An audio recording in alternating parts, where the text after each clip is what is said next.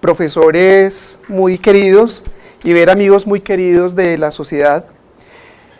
Esto, como decía el doctor Valero, tuvo la motivación por parte del Colegio Colombiano de Electrofisiología, que pues ellos sufren las consecuencias a veces de las inadecuadas conductas que pueden suceder en este tipo de pacientes. Además los molestamos a veces de manera infame, podrían en algunos momentos llegar a decirse eso, y entonces lo que estamos tratando nosotros es, primero con esta conferencia, sensibilizar que esto sí definitivamente es un problema. En segunda instancia, estamos intentando llegar más allá de eso y crear un taller en conjunto, la SCARE y el Colegio Colombiano de Electrofisiología, para que nos eduquemos un poco más al respecto de esto y nuestros pacientes sean beneficiados al respecto de todo este tipo de dispositivos. En primera instancia vamos a hablar un poquito de las cosas muy básicas de los dispositivos. Voy a tratar que nos quede muy claro que diferentes términos como son dependencia, reprogramación, revisión, cosas básicas de eso, cosas que van a suceder dentro del ámbito quirúrgico, un algoritmo que hemos diseñado nosotros en la organización que está disponible para que todos ustedes quieren tomarle fotos, no me dan el mail, se los envío si les parece que es un algoritmo que puede ser útil para ustedes. Y al finalizar de eso, pues hacer propaganda a ver si podemos nosotros llevar a cabo ese curso de educación basado, entre otras, en información muy reciente que les voy a mencionar. Empecemos por las cosas básicas. Los dispositivos médicos del ritmo cardíaco, pues están los marcapasos unicamerales, marcapasos bicamerales. Pues creo que esto no es nada novedoso para ninguno de nosotros, pero empiezan a salir cosas más sofisticadas como los cardioresincronizadores. Los cardioresincronizadores no es más que un marcapasos que le colocan 3 electrodos, uno en la aurícula derecha, el otro electrodo en el ventrículo derecho y el otro electrodo lo meten por el seno coronario para que llegue a la pared libre del ventrículo izquierdo, de tal forma que esa disincronía que ocurre en esos pacientes con QRS ancho les mejora la clase funcional y mejora el estado de los pacientes. Entonces, básicamente esos son los cardioresincronizadores. Y tenemos nosotros los cardiodesfibriladores. Tienen una particularidad los cardiodesfibriladores y es que tienen un electrodo que queda en la cava y otro electrodo que queda aquí en el ventrículo derecho, que es un poquito más ancho, que es donde ellos van a dar toda la energía cuando se encuentra algún tipo de arritmia maligna que el mismo equipo ha detectado. Los casos que les voy a mostrar son casos de la vida real que nos ha tocado a nosotros tener que afrontar. Y este primer caso es una señora de 82 años que se cayó.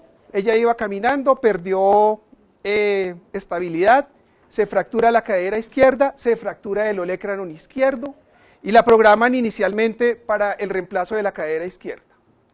Tiene como antecedentes un reemplazo de la válvula mitral.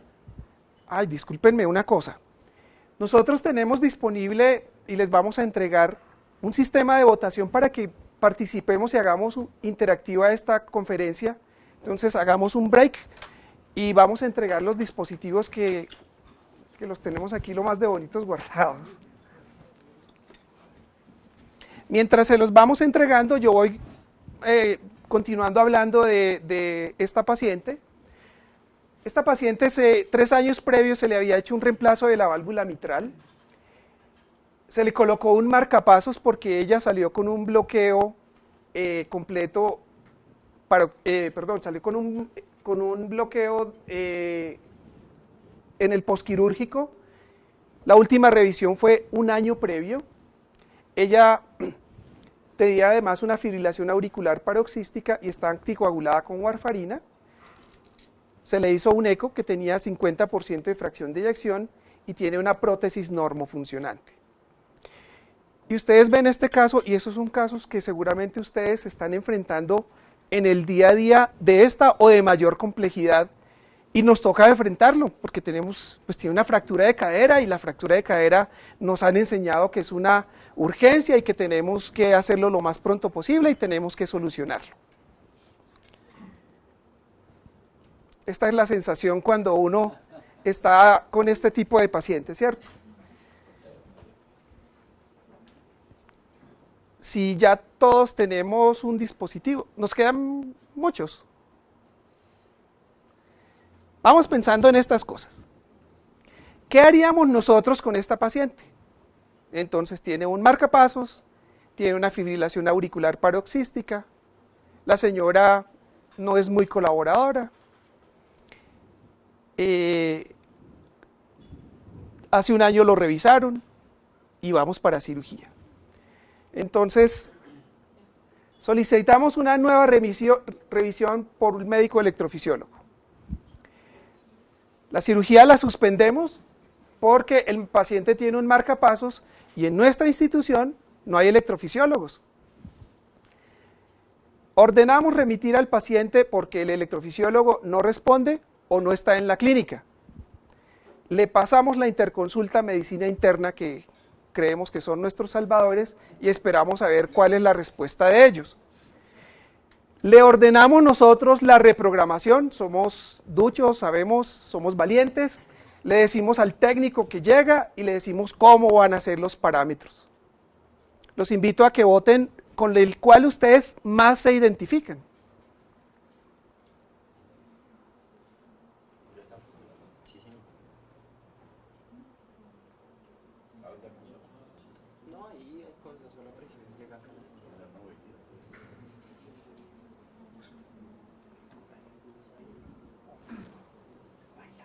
¿Listo? Bueno, entonces, fíjense que tenemos dos extremos donde nos estamos identificando.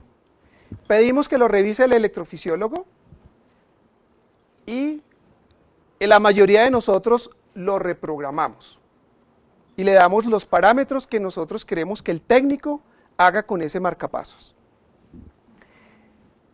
Todas las respuestas son buenas aquí, todo depende de cómo esté uno, cuál sea el entrenamiento que uno tenga para asumir la responsabilidad de hacer ese tipo de modificaciones con seguridad al paciente, o si de pronto no tenemos nosotros el conocimiento suficiente y queremos la mayor seguridad para nuestros pacientes, pues hacemos lo que dijeron los otros, busquemos a un electrofisiólogo porque no nos sentimos tranquilos en eso.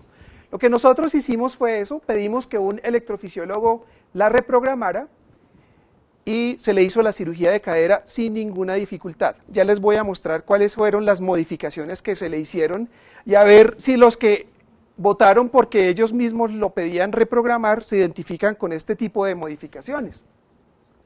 Sin embargo, les adelanto, le fue bien y a los 3 días, bueno, nos falta el olecranon.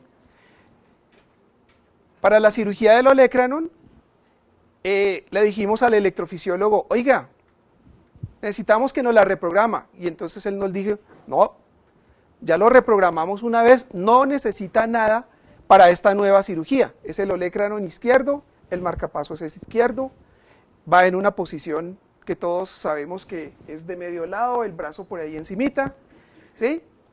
Y durante la inducción, la paciente que no era dependiente en ningún momento se convierte en dependiente y empezamos a tener una serie de dificultades en el intraoperatorio que tuvimos que manejarla farmacológicamente y afortunadamente tuvimos éxito con esto, situación que podría habérsenos reducido si de pronto hubiéramos logrado modificar las cosas.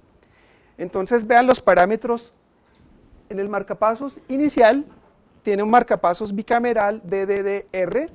Sin embargo, uno ve una cantidad de datos que le dan estos técnicos. Vean, nos dice que la batería está en buenas condiciones. Eso es algo que tenemos que nosotros estar pendientes, porque si la batería está a punto de fallar, pues de pronto no es la mejor circunstancia entrar uno con un equipo que se va a quedar sin pila. La otra cosa que nos dice es la captura auricular, la detección ventricular, auricular, la captura auricular y la captura y la detección ventricular. Por aquí nos dice el porcentaje de actividad auricular, nos dice el porcentaje de actividad ventricular, o sea que ahí nos está ayudando a nosotros podamos decidir si es dependiente o no es dependiente.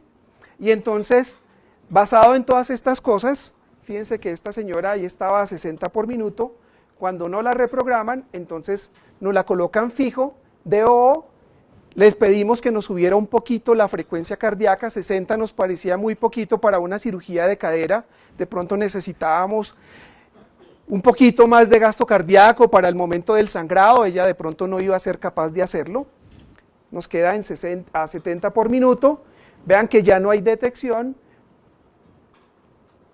y luego volvimos a lo anterior. Yo me pregunto si todos los que en este momento habíamos dicho el 60% casi, que lo ordenábamos reprogramar, tenemos en cuenta todas estas pequeñas cosas tan básicas. Esto es lo más básico que hay que tener para tomar una decisión de reprogramar. Les dejo el interrogante a cada uno de los que tomamos esa decisión, como para que vayamos pensando un poquito más en esto. Y viene la justificación de por qué hacer una charla de estas, y resulta que en el año 2013 salen en Anestesia Analgesia 3 editoriales casi seguidos los 3, donde dicen primero, oiga, todo lo que debe saber un anestesiólogo al respecto de todos estos dispositivos. Y hay cosas que ni siquiera quise traducir para que ustedes los leyeran, pero fíjense que nos dice aquí, y es que tenemos que empezar a trabajar mancomunadamente con los electrofisiólogos y con los señores de las casas comerciales. Entonces no es simplemente coger y decir, oiga, reprográmenlo, sino hablar con ellos, sentarnos con ellos y decirles, nosotros quisiéramos tal cosa y llegamos a un consenso que es lo mejor para nuestros pacientes. En este específico artículo y editorial nos hablan de un paciente que hace una taquicardia mediada por el marcapasos. Y uno dice, ¿y taquicardia mediada por el marcapasos? ¿Y eso qué es? ¿Cómo se controla y cómo se maneja? Resulta que el que programó, que era un anestesiólogo, dejó unipolar el electrodo. Y entonces, ¿cómo? ¿Electrodos unipolares? Resulta que hay bipolares y hay unipolares, y entonces empezamos a enredarnos un poquito más la vida y vemos que tenemos que aprender un poquito más al respecto de esto. Esta es la mayor novedad que tengo para ustedes. Logré conseguir esta información, va a salir probablemente en noviembre de este año en Anesthesiology, y resulta que uno de los doctores que más ha escrito sobre marcapasos en el área quirúrgica es el doctor Rosner junto con el doctor Schulman. La mayoría de los artículos que tengan que ver con eso están ellos involucrados en esto. Y resulta que estos doctores tenían en la Universidad de Washington una cantidad de problemas con la seguridad de los pacientes que tenían estos dispositivos, y además los electrofisiólogos estaban hasta aquí, que les molestáramos la vida a veces hasta para cosas que no tenían sentido. Entonces ellos decidieron ponerse de acuerdo con los electrofisiólogos y le dijeron, oiga doctores, vea, ¿qué tenemos que saber nosotros? Pongámonos de acuerdo. Nos comprometemos y hacemos las 20 horas teóricas que ustedes nos piden que hagamos. Vamos a leer todo lo que ustedes nos dicen y luego ustedes nos hacen un examen. Si pasamos el examen, nos certifican. Lo hicieron de esta forma y conformaron un grupo que ellos lo llaman el grupo de asistencia para los pacientes con dispositivos médicos del ritmo cardíaco. Y han venido replicando este modelo. Ya en este momento hay 40 anestesiólogos formados por electrofisiólogos en Estados Unidos. Y ellos muestran, por ejemplo, cómo ha venido cambiando la cantidad de pacientes. Entonces, entre el año 2010 y el 2013, ellos reportan 568 pacientes, los anestesiólogos, y 250 los electrofisiólogos. Lo que vino sucediendo fue que inicialmente todos eran los electrofisiólogos y ha venido disminuyendo, y los anestesiólogos vinimos empezando a tomar una gran actividad al respecto.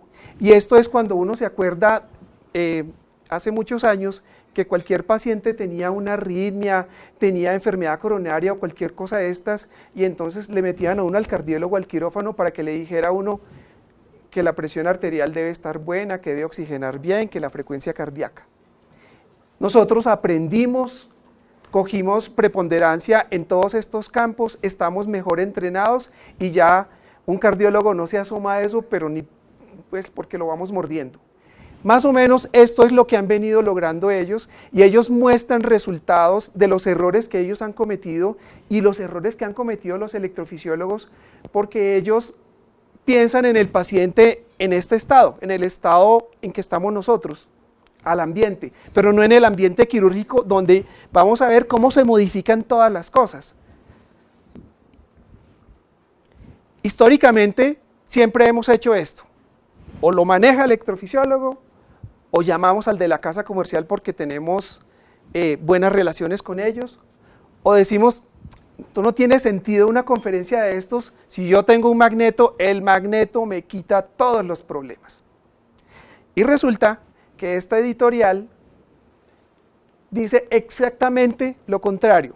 La Sociedad de Anestesiólogos de Norteamérica y el Colegio de Electrofisiología de Norteamérica dicen que utilizar rutinariamente los magnetos es peligroso, que debemos adoptar e irnos de acuerdo a lo que dicen las guías y que eso debe estar proscrito. Y lo dicen las dos sociedades más importantes al respecto de eso en el mundo. Entonces, ¿por qué ir uno a continuar lo que no está correcto? Y entonces vienen y salen otros editoriales, como yo les decía, en el año 2013 en Anestesia y Analgesia, donde dicen, no solo es poner el magneto, los magnetos pueden tener problemas muy serios si nosotros no podemos identificar qué es lo que está sucediendo con el paciente. Y entonces tenemos este ejemplo. Este es un muchacho de 33 años, tiene un derrame pericárdico, tiene un bloqueo AV completo, le colocaron un marcapasos DDD y el paciente, vea qué bonito, tiene ritmo, contracción auricular, luego viene, no conduce, entonces viene la actividad del ventrículo, lo inducimos y el paciente le ponen ahí el magneto, entonces lo indujimos, le pusimos midazolam, poquito fentanil porque estaba como muy malito, un poquito de relajante, lo intubamos y entonces en ese momento le pusimos el magneto. Y vean cuando le colocan el magneto cómo empieza a existir una cantidad de disincronía que hace que inmediatamente pierda la presión arterial sistólica, pierda la presión diastólica. Vean el CO2 cómo cae y les toca empezar a reanimar el paciente. Simplemente por no haber evaluado ciertas cosas al respecto. Entonces, definitivamente la solución no es tener un magneto y ponérselo y eso nos va a quitar pues todos los problemas, es tener un poquito más de conocimiento al respecto. Y el problema es que es muy grande. Fíjese estos datos de la FDA y de este artículo que nos hablan de 200.000 marcapasos en Estados Unidos por año nuevos, 60.000 cardiodesfibriladores, más o menos estos son datos promedio que logramos extraer con el doctor Diego Rodríguez, pero además vean estos datos de la FDA. El 0.4 de los marcapasos pueden tener una tasa de falla por año y el 2.3 de los cardiodesfibriladores. Hagamos las cuentas en el caso de nosotros, la cantidad de cardiodesfibriladores o de marcapasos que pueden llegar a nosotros al quirófano que pueden estar disfuncionantes. Entonces tenemos que hacer algo al respecto y volvernos más amigos de los electrofisiólogos. Por eso el doctor Guillermo Mora está por aquí con nosotros. Lo pueden llamar todas las noches. ¿Cuáles son los problemas que tenemos nosotros dentro del quirófano? Entonces, dentro del quirófano, el mayor problema que tenemos nosotros son interferencia electromagnética. Y la interferencia electromagnética nos las da todas estas cosas. Entonces, yo recuerdo que yo tenía un profesor que me había enseñado que se solucionaba con magnetos o colocando la placa del electro cuando íbamos a usar un monopolar lo más lejos del sitio del aparato y ya, nos quitábamos todo el problema. Pero vea toda la cantidad de interferencia que tenemos nosotros. Radiofrecuencia, radioterapia, estimulación de nervio periférico, que lo usamos todos los días, terapia electroconvulsiva, litotripsia, temblores, mioclonías, propofol, fasciculaciones, relajantes, medición de potenciales evocados, cirugía de neuro mayor. ¿Y cuáles son las cosas que pueden suceder en el dispositivo? Bueno, puede que no pase nada, o de pronto se inhibe el marcapasos de una manera inapropiada, o de pronto aumenta la frecuencia del marcapasos, como en el caso ese que les dije, de la taquicardia mediada por el marcapasos, o de pronto, como nos sucedió en un trasplante cardíaco, pedimos que nos apagaran el desfibrilador, no nos lo apagaron y empezamos a operar y eso empezó a brincar y no caíamos en cuenta qué estábamos pasando y entonces el cirujano decía póngale más relajante y claro, lo que pasa es que con el electrocauterio pues hay ruido, este aparato interpreta ese ruido como que está fibrilando y empieza a desfibrilar. Entonces imaginen una cirugía tan emocionante.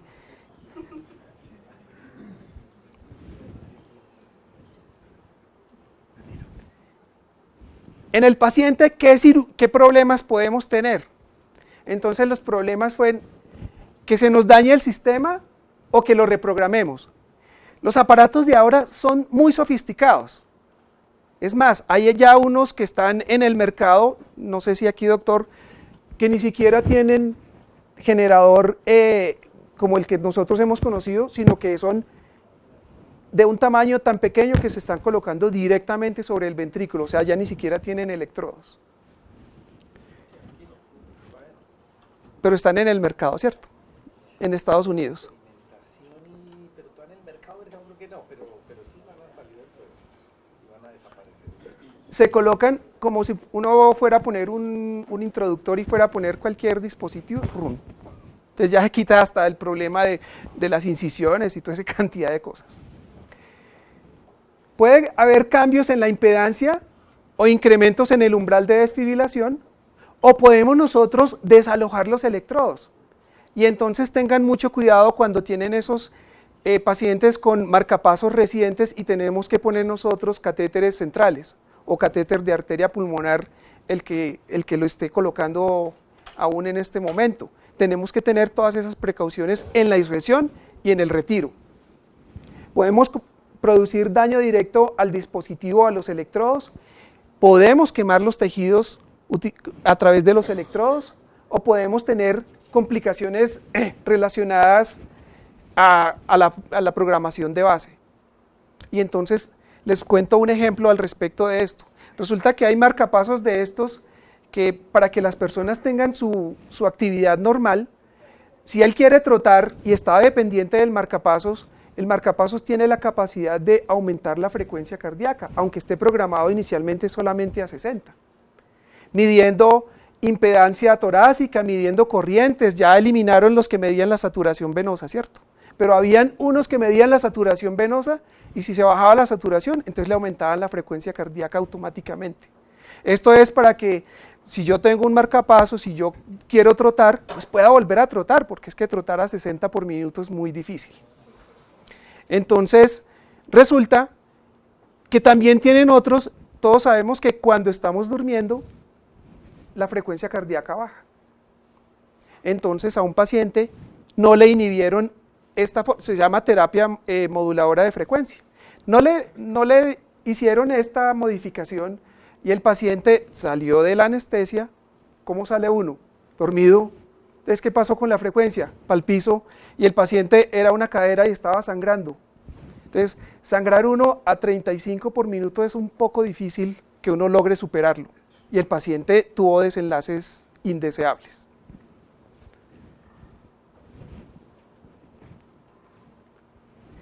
Pero además, fíjense que cuando estamos en el quirófano, nosotros modificamos el medio y recuerden que si nosotros tenemos un electrodo sobre un miocito, pues lo que hace que funcione adecuadamente cuando ellos le colocan el electrodo y miden todas las cosas es el medio estable. Pero si nosotros tenemos hipercalemia, hipocalemia, hipermagnesemia, hipoglicemia, hipoxemia, acidosis, alcalosis, todas esas cosas modifican los umbrales que van a tener estos electrodos y entonces se nos va a modificar la respuesta de estos aparatos. Disminuimos el tono simpático, aumentamos el tono parasimpático, eso lo hacemos casi intencional nosotros en nuestra práctica diaria. Puede haber isquemia miocárdica, y si hay isquemia miocárdica, pues el electrodo ahí no va a funcionar, sino como un excelente medio para producir una cantidad de arritmias. Utilizamos agonistas muscarínicos, inhibidores de acetilcolinesterasa, beta bloqueadores, calcio antagonistas, antiarrítmicos, los halogenados, dexmedetomidina y todos los derivados del fentanilo que modifican, y todos lo hemos visto, inducimos con remifentanilo y la frecuencia cardíaca se nos va al piso. Entonces un paciente que no era dependiente, de pronto lo convertimos en dependiente con nuestra práctica diaria. Entonces fíjese que tiene mucha cabida tener que aprender cosas al respecto de esto. Y además el estrés quirúrgico y el estrés anestésico pues nos van a convertir un paciente dependiente en un paciente no dependiente en un paciente dependiente. Y tenemos que saber cómo afrontarlo.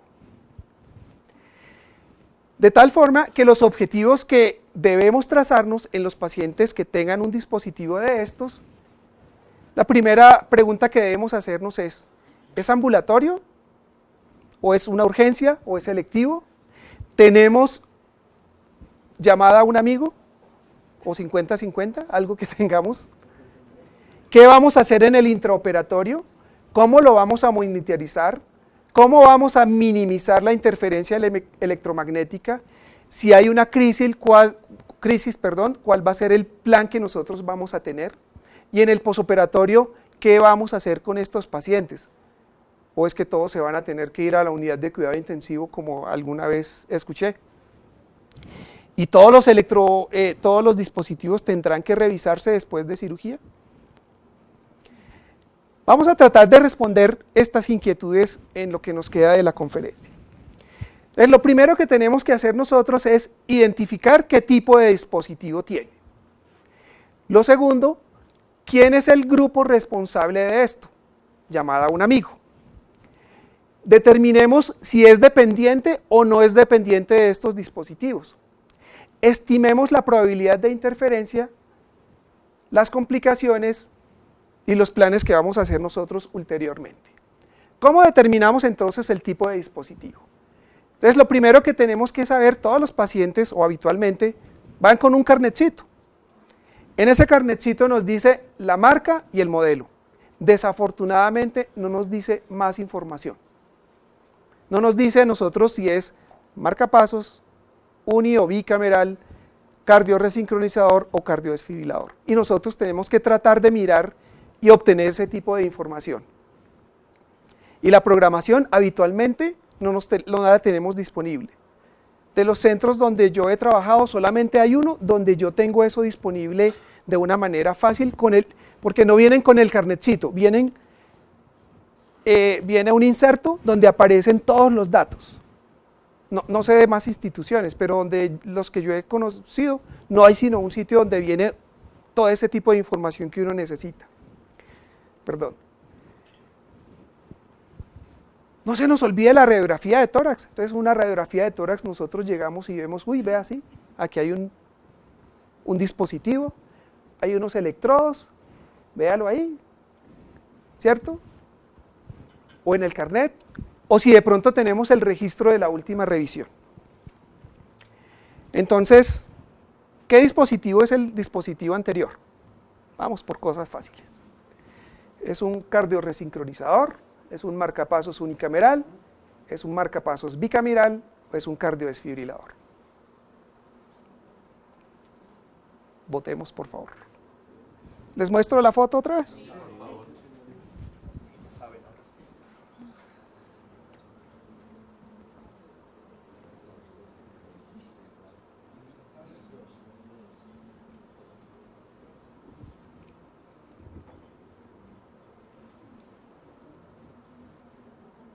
¿Listo? Bueno, entonces el 10% dice que es un cardioresincronizador, el 5% que es unicameral, bicameral la mayoría de nosotros, y el 10% decimos que es un cardiodesfibrilador. Entonces la respuesta correcta es un marcapasos bicameral, y eso, vea, tenía hasta la clave, dice aquí, Electrodo en la aurícula derecha, electrodo en el ventrículo derecho. Eso hace la particularidad. Los marcapasos bicamerales, pues van 2 electrodos, uno para cada una de las cámaras. Vamos a continuar. ¿Cuándo lo implantaron? ¿Cuándo lo revisaron? Y ahí nos deben decir en qué estado está la batería. Entre más dependiente sea, pues más rápido va a gastarse la batería. Y como les decía, pues entrar uno a una situación de crisis potencial con un aparato que la pila no le está funcionando, pues tal vez no es la mejor circunstancia. Pero en esto pues tenemos que mirar cuál es la actividad auricular, la actividad ventricular, la detección de fibrilación ventricular, y tenemos que saber cuál es la respuesta esperable al magneto al colocarlo y al retirarlo. Y les voy a mostrar ahorita todas las posibilidades que hay con los magnetos para que vean que esa cosa no es tan fácil. Y tenemos que tratar de determinar la dependencia del paciente. Entonces fíjense en esta radiografía. Y entonces vamos a mirar. Es un marcapasos unicameral, es un marcapasos bicameral, es un cardioresincronizador o es un cardiodesfibrilador. Se las coloco nuevamente. ¿Listo?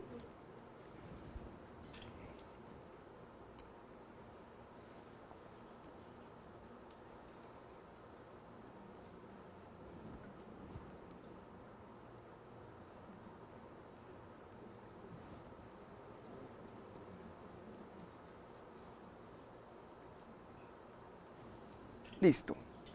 Entonces, todos estamos de acuerdo que esto es un cardiodesfibrilador. Muy bien, hoy hemos aprendido muchísimo.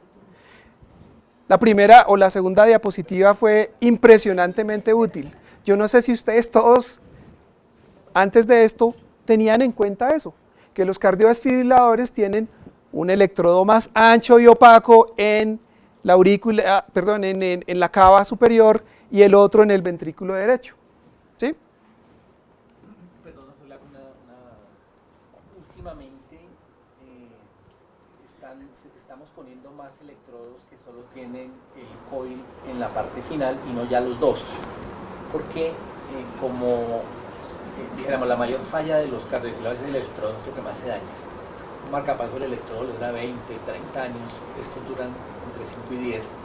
Para retirarlos, entre más coils tenga, más se pega al endotelio, es más difícil. Entonces hoy por hoy se usan muy comúnmente, entonces ya no está el de la vena cava, pero sí siempre tiene que estar el del ventrículo derecho en la punta.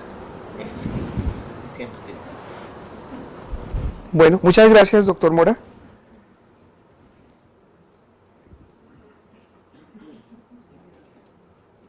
Espérese un segundito. No quedó... Bueno, no importa, no importa. Vamos a irnos porque esta preguntita era para esto. No, pero sí la necesitamos. Espérese a ver si encontramos esa foto. Bueno, yo quería mostrarles esta radiografía. Entonces, esta radiografía, ahí ya salió la trampa, ¿sí? Pero resulta que yo a lo que quería que ustedes vieran es que no solamente es mirar cuántos electrodos, sino mirar todo el recorrido del electrodo. Entonces, si ustedes miran esta radiografía, ahorita vamos a irnos para atrás, ¿cuál creen que debería ser el LKG de este paciente?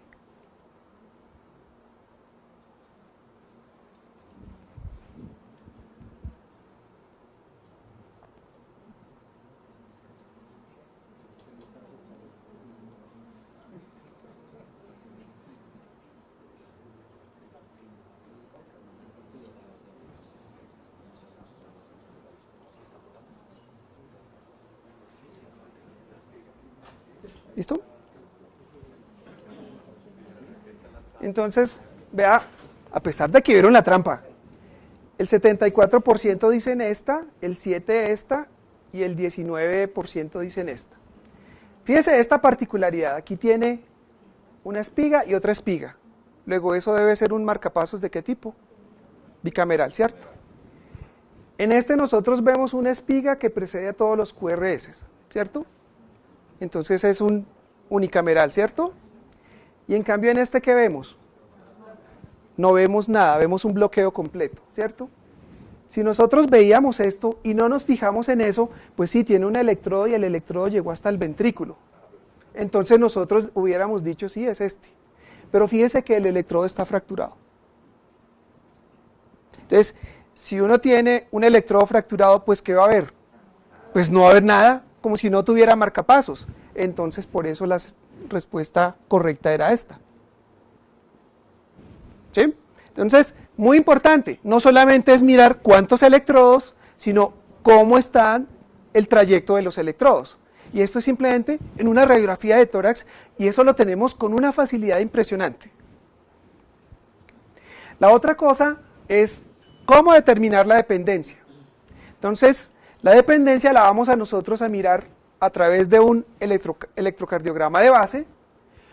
Tenemos que hacer una historia clínica orientada para estos pacientes y orientada para presencia de síntomas como son mareo, diaforesis, este tipo de cosas que nos daría a nosotros una falta de gasto cardíaco por una disminución de la actividad auriculoventricular o de la frecuencia cardíaca.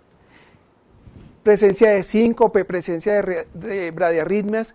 Debemos tratar nosotros de tratar de definir por qué fue que le colocaron el marcapasos. ¿Fue porque hizo un síncope? ¿Es porque tuvo una bradiarritmia? ¿O fue porque los doctores le hicieron un excelente procedimiento para una ablación, pero quedó bloqueado el nodo AB y entonces tocó colocarle un marcapasos? Eso no es inusual. Miramos la última revisión y miramos todas estas cosas, y este es, por ejemplo, un eje, ¿sí?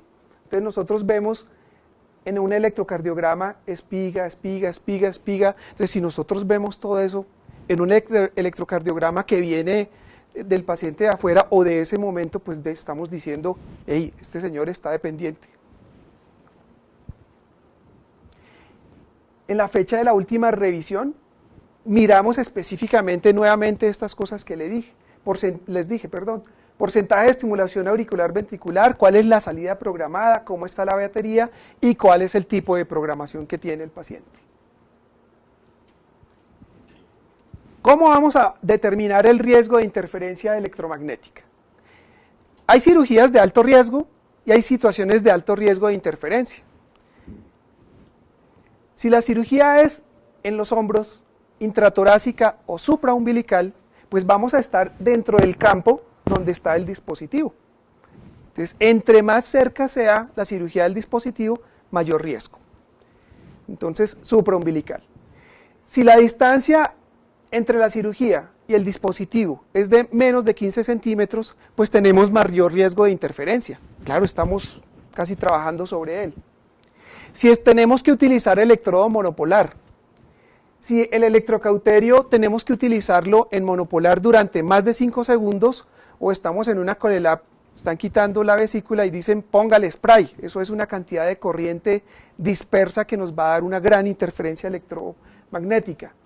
O si lo que hablábamos de los electrodos monopolares, bibliopolares, toda esta cantidad de cosas enredadas, para empezar a enredarles un poquito más la vida, que tienen una altísima sensibilidad. Entonces, esa información debemos tratar de obtenerla y nosotros esto lo podemos planear.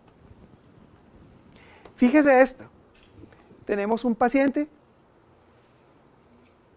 tiene su marcapasos, de vez en cuando tiene latidos solitos, le pusieron corriente y el marcapasos, vea cómo lo interpretó. Les llevamos un paciente a un momento de crisis bastante maluca. ¿Qué es la reprogramación? ¿Cuándo debe hacerse la reprogramación? Primero, el paciente le pusieron un marcapasos y no volvió. Y esos son pacientes, pues, no sé, hay gente muy humilde que no tiene facilidades para estar dentro del medio de manera permanente y eso nos van a llegar a nosotros para una apendicitis, para una vesícula, cualquier cosa de estas.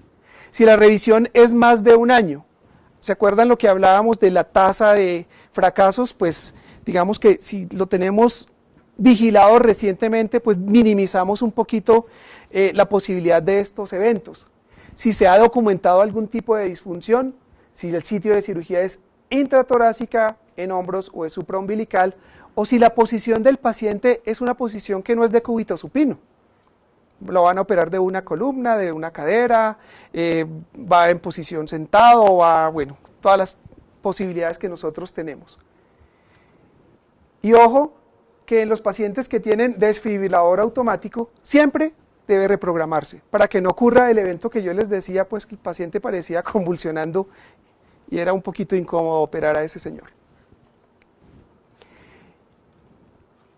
Yo les recomiendo mucho la lectura de las guías canadienses, son espectaculares, me parecen mejores que todas las que logré conseguir, son prácticas y la información que sale es espectacular de verdad. Viene la otra cosa, y esto lo discutíamos ahorita con el doctor Mora, entonces a ellos a veces los molestan, reprograme por favor al paciente y resulta que no van a usar electrocauterio o es mínimo el uso, ¿sí?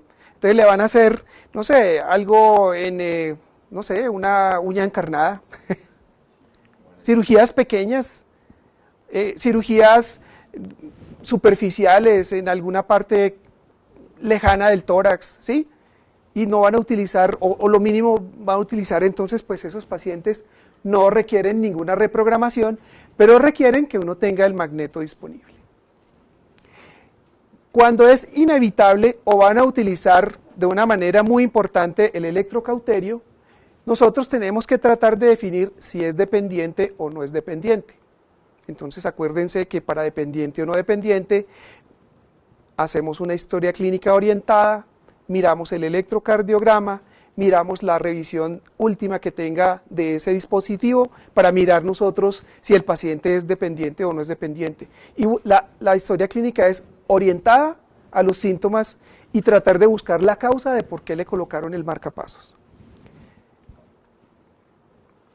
Si el dispositivo es visible y de fácil acceso y la respuesta del magneto es continua, pues usemos el magneto. Pero si va en una posición donde nosotros no podemos fijar el magneto o no es visible por los que está metido por allá en los campos quirúrgicos, lejos de nuestra posibilidad, pues pidamos que lo reprogramen. Y si es no dependiente, pues miremos si es visible o no es visible, y si es visible y es fácil de acceso, no pongamos el magneto, no es dependiente. Simplemente tengámoslo ahí disponible, pero si es diferente, pues consideremos la reprogramación, entonces llamemos a nuestros amigos. Siempre suspenda las terapias moduladoras de la frecuencia cardíaca. Entonces en los cardiodesfibriladores siempre pida que se lo modifiquen para que no tengan este escenario incómodo. Entonces el protocolo institucional que desarrollamos es algo bastante simple. Cuando usted identifique que tiene un dispositivo médico del ritmo cardíaco, lo primero que usted tiene que hacer es prepararse para la crisis intraoperatoria. Prepararse es que en el quirófano tenga todo disponible para la crisis, porque eso nos disminuye el tiempo. ¿Qué es tener? Tengamos los parches transcutáneos, tengamos un generador, un introductor, un electrodo, un magneto, un desfibrilador, y evaluemos la respuesta del magneto antes que lo hayamos anestesiado. ¿Qué hace uno? Y eso es muy simple. Mete al paciente, lo monitoriza, habla con el paciente, le coloca, mira los parámetros de base, le coloca el magneto y mira cuál es la respuesta. Si se cayó la presión, si la frecuencia cardíaca aumentó o no aumentó, si se desaturó o no desaturó, si empezó el paciente a presentar trastornos del sensorio o no empieza a presentarlos. De esa forma nosotros podemos irnos anticipando qué va a suceder cuando nosotros estemos dentro de la cirugía, lo que nos puede o no nos puede ayudar el magneto. Cosas bastante lógicas, pero que tenemos que hacerlo rutinariamente. O sea, un paciente que tenga cualquier dispositivo, armemos todo esto dentro del quirófano, porque si no lo tenemos listo, imagínense el escenario. Es un paciente que se convirtió dependiente y necesitamos nosotros, el paciente se nos cayó la frecuencia, a la frecuencia intrínseca de él, 20, 25, está choqueado y ahora corra a rescatarlo. ¿Cuánto se le demoran a uno en traer o cuánto nos demoramos en poner un transvenoso? Esas cosas son importantes, minimizar el tiempo, y lo minimizamos teniendo todo a la mano. Si es urgencia, nada que hacer. Como todas las urgencias, nos toca asumir el reto y tengamos el magneto y ya vamos a mirar qué vamos a hacer con el magneto un poquito más. Pero si es selectiva y tiene un marcapasos, miremos. Si fue revisado hace más de un año, entonces electivamente tenemos que decirle a los doctores electrofisiólogos que lo revisen nuevamente para que nos digan cómo está ese dispositivo y cuáles son la programación y todo este tipo de cosas. Si ha sido revisado hace menos de un año, miremos si es dependiente o no es dependiente. Si es no dependiente, hagamos la cirugía y tengamos el magneto disponible. Si es dependiente y la cirugía es supraumbilical, entonces vámonos de una vez aquí. Si no es supraumbilical, le van a hacer una hernia, ¿sí? Hace 2 días nos pasó. Hagamos la cirugía y tengamos el magneto disponible. Pero si la cirugía es supraumbilical, pues miremos si está disponible el sitio o la posición es una posición habitual. Si la posición no es habitual, pidamos que lo reprogramen. Si la posición es habitual y tenemos disponibilidad, fijemos el magneto e iniciemos la cirugía. Esto hace que nosotros dejemos de neciar tanto y molestemos menos a los electrofisiólogos en la mayoría de los pacientes que son estos. Entonces fíjense que son cosas muy concretas. ¿Cuándo lo revisamos? Cuando la revisión lleva más de un año o nunca lo han revisado porque el paciente se perdió. ¿Y cuándo lo reprogramamos? Cuando el paciente es dependiente en cirugía supraumbilical y la posición es una posición inusual o nosotros no podemos fijar el magneto. Vámonos al otro brazo y es los pacientes que tienen desfibriladores o cardioresincronizadores. Si el paciente es dependiente, pidamos que lo reprogramen. Si es no dependiente, miremos el sitio quirúrgico o la posición permite la utilización del magneto. Si la respuesta es sí, fijemos el magneto e iniciemos la cirugía. Si la respuesta es no, pidamos que reprogramen este dispositivo por parte de los electrofisiólogos. En esto, creo que están más del 90%, doctor Mora, de los pacientes que podamos tener nosotros dificultades.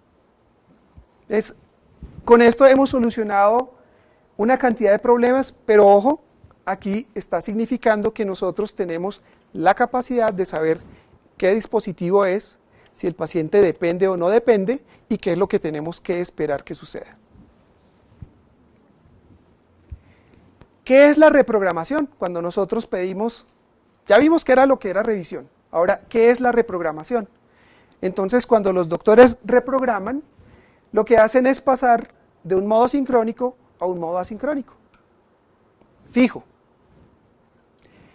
Nosotros siempre esperamos, sobre todo en cirugías o en pacientes infectados o en cirugías de alto sangrado, que nos aumenten la frecuencia cardíaca.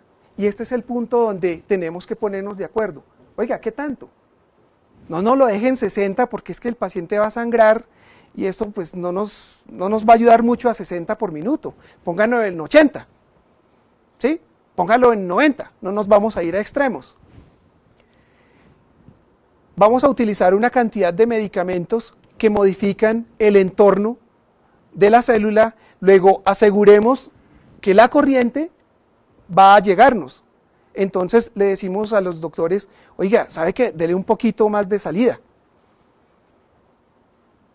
¿Sí? Si estaba en 0,5, póngale 1 milivoltio. Y eso nos quita a nosotros una cantidad de problemas, que es lo que yo les mostré en la paciente del Olecranon, que con simplemente ponerle un poquito de remifentanil se nos colocó en dependiente y nos iba colapsando inicialmente. Suspenda las terapias moduladoras de frecuencia cardíaca, esto es para los cardiodesfibriladores, ¿sí? Eso siempre pues vamos a pedir que ellos nos lo modifiquen y si aplica modificar los intervalos auriculoventriculares.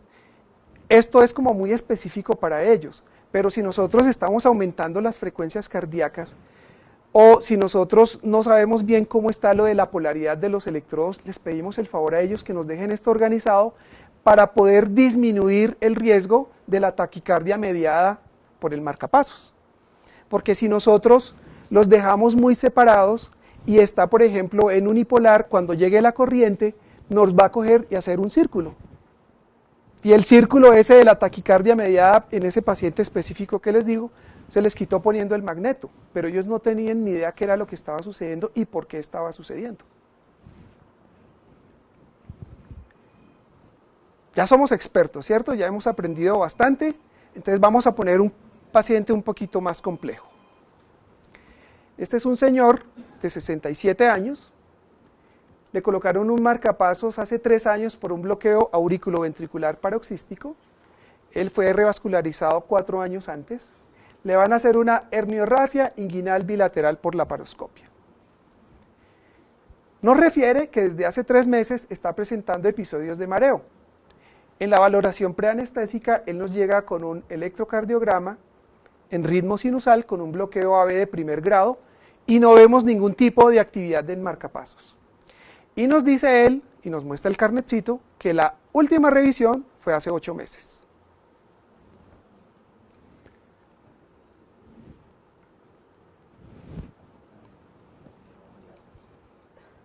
Entonces, proseguimos con la cirugía porque la última revisión fue hace 8 meses. B. Solicitamos la reprogramación y una radiografía de tórax. C. Lo cancelamos y lo enviamos a electrofisiología por consulta externa. Y D. Solicitamos ayuda de nuestros amigos los doctores de medicina interna.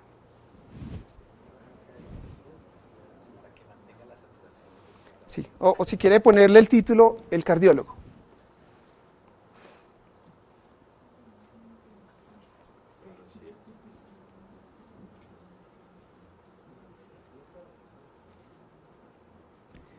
Bueno, entonces, el 42% solicita reprogramación y una radiografía de tórax, el 23% y el 35%, algo muy similar, la revisión fue hace menos de 8 meses, entonces estamos asumiendo que está perfecto, y estos muchachos lo cancelaron y lo mandan por consulta externa.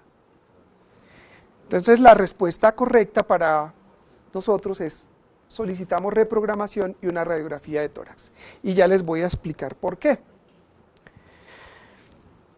Como nosotros solicitamos la reprogramación y la radiografía de tórax, le hicieron la telemetría antes de la cirugía y encontramos que el marcapasos no capturaba y la impedancia era mayor a 2500 ohmios. Vea como ya enredamos un poquito más la pita. Y le tomamos la radiografía de tórax. Entonces, devolvámonos aquí y veamos una clave. ¿Cuál es la clave de este caso? El paciente está teniendo síntomas. Lo que pasa es que, fíjese que él tiene un bloqueo paroxístico, es decir, puede estar en primer grado o puede estar normal o de repente le da un bloqueo completo, ¿sí? Pero la clave está en que, aunque hayan revisado lo pusieron hace todo este tiempo, pero lo hayan revisado hace solo 8 meses, uno presumiría lo revisaron y está perfecto. ¿Y qué pasó desde ese entonces? Me están dando mareos. Y me están dando mareos cuando le hacen la telemetría y nos dice 2500 ohmios, es que el marcapasos, vuelve y juega y lo miramos, vea. ¿Que eso es frecuente? No, eso no es frecuente. Lo que pasa es que ocurre. Así como nos dice la FDA, el 0.4% pueden tener disfunción. Entonces, cuando uno tiene... Sí, doctor. ¿Perdón? Exactamente, pero fíjese que usted lo vio en consulta, ¿cierto? Si usted tiene un paciente en consulta que está en sinusal, usted en ese momento le dio vía libre, le llega al quirófano, sí, está en el quirófano, y cuando le llega al quirófano usted dice, no, pues esto estaba perfecto, prosigamos, pero en la historia aparecía que estaba teniendo mareos desde hace 3 meses, y ese dato, que lo colocaron muy juiciosamente, fue pasado por alto. ¿Qué hace uno cuando tiene un paciente con un bloqueo completo? No lo manda por consulta externa, lo tiene que solucionar de una.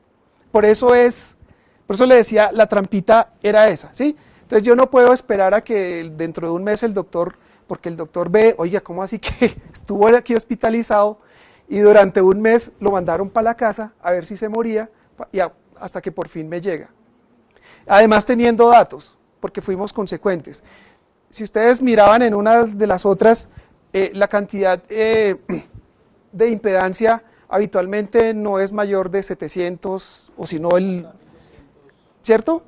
Pero, porque es que si es más, va a gastar mucha corriente y no está en contacto suficiente, o sea, el electrodo está como alejado, o está en un sitio de una cicatriz, o está en donde no debe ser. Los dos extremos son malos en los pacientes. O sea, normalmente los extremos están entre 200 o 300 inferior y 1200, depende de cada fábrica, el superior. En general, cuando la impedancia está muy alta, lo que significa es eso, se fracturó el electrodo. Entonces, la impedancia es la resistencia para que los electrones viajen hasta el miocardio. Entonces, esa resistencia, si está roto, pues está muy elevada. Con lo cual va a haber fallas de detección, va a haber fallas de captura. Y el otro extremo es cuando está muy bajita la impedancia, y lo que significa es que para que los electrones viajen por el electrodo tiene que haber un aislante que no deje que se salga, para que los electrones salgan por la punta del electrodo y estimulen. Cuando se daña el aislante, entonces los electrodos se salen por los lados, y entonces la impedancia cae mucho porque queda muy fácil salirse, e igual producen lo mismo, no captura adecuadamente el marcapaso.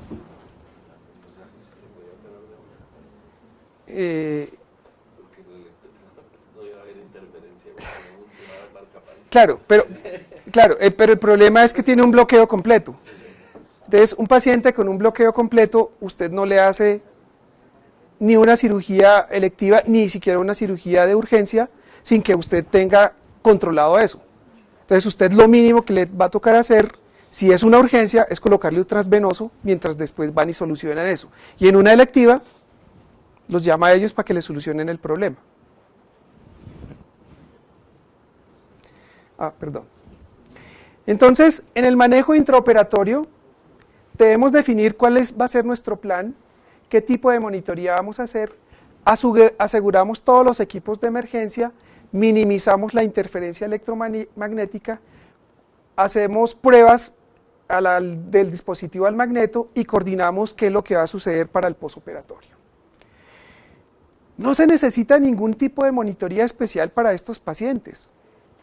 La monitoría va a depender la cirugía que le vayan a hacer y la condición que esté el paciente en ese momento. Entonces no es que porque tiene un cardiodesfibrilador, un cardioresincronizador, tiene que tener línea arterial y catéter central. No. Eso va a depender qué le vamos a hacer y cómo esté el paciente. Lo que sí necesitamos nosotros es ver una onda de pulso, 2 derivaciones de EKG y no más. Todo va a depender de lo que vayamos nosotros a hacer. Si nosotros consideramos que vamos a utilizar un marcapasos transcutáneo, pues se utilizan los parches multipropósito y tenemos el generador, como habíamos mencionado, y es importante esto, cómo colocamos nosotros los parches. Entonces, la idea es que nosotros hagamos de tal forma que haya un vector sobre el corazón, que es el que queremos estimular, porque a veces hemos visto nosotros lateral a lateral. Ese es un vector demasiado grande. Acuérdense que el aire no es el mejor conductor sino del sonido, pero de resto no es muy buen conductor de muchas cosas. Entonces nosotros necesitamos vectores relativamente pequeños. Pero además, si no queremos dañar el dispositivo, entonces pongámoslo un poquito lejos del dispositivo para que no lo vayamos nosotros a lesionar. Limitamos el uso para disminuir la interferencia, limitamos el uso de electrobisturí, periodos cortos e irregulares, usar modo de corte con la menor energía posible, evitar ese spray. Si podemos utilizar bipolar, digámosles que usen el bipolar, que usen el armónico, que usen cualquiera otra de las alternativas que ellos tienen en este momento. Maximicemos la distancia entre el generador y la placa y ubiquemos la placa lejos del marcapasos, pero lo más cerca del área quirúrgica. Entonces, si lo vamos a operar de una hernia de una cadera, no le coloquemos el parche del electrocauterio en los brazos o en los hombros. Pongámoslo para que el vector de la corriente pues esté lo más alejado del tórax. Por eso es que en cirugía supraumbilical o infraumbilical, ese es el punto. Nosotros alejamos la corriente del sitio donde puede haber interferencia, que es el tórax. Vámonos ahora al punto de los magnetos. ¿Y por qué los magnetos no son simplemente la solución sin pensar qué es lo que está sucediendo? Fíjense esto. Aquí hay varias marcas. Este es Medtronic, este es Sanjud, este es... Bueno, no alcanzo a ver bien esto, pero fíjense que este magneto se coloca en todo el centro. Este se coloca sobre la parte superior del generador, este sobre la parte inferior y este sobre una parte lateral. ¿Sí? Entonces, 4 marcas de marcapasos, mismo magneto, 4 posiciones diferentes. Nosotros deberíamos tratar de saber y que nos dijeran eso.